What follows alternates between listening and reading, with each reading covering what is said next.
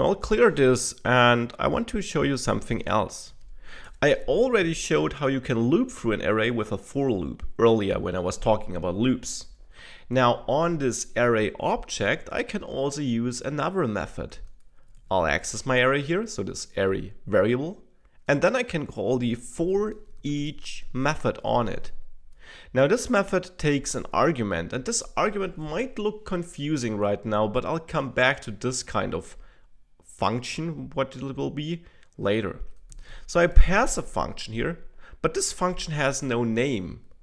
I just create a function without any name. That's an anonymous function. And as I said, I'll come back to this, but generally this is something you'll often see if you have a method which expects a function as an argument, like this method does, that you don't create a new function and then pass a reference to that function, which would be possible too, but instead you create this function on the fly. You don't need a name because you're only passing it for this argument here anyways, you're not using it anywhere else in your code, and therefore you just generate this function like this.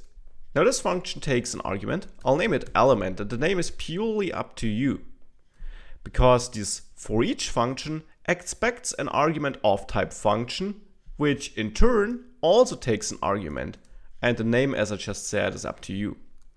Inside this function I can then log element. And now while this might look confusing, let's just see what it does. So what could it do if I hit run? Well, you see 1, 2, 3. So what this basically does is forEach make sure that for this array, for each element, that's where the name comes from, this function here is executed. And this function only takes the element, so 1, then 2, then 3, and prints it to the console. So that's a convenient way to loop through an array and, well, do something with the individual elements. Of course, you can not only print them, you can do everything what you could do in normal JavaScript code as well. Very, very convenient to access this.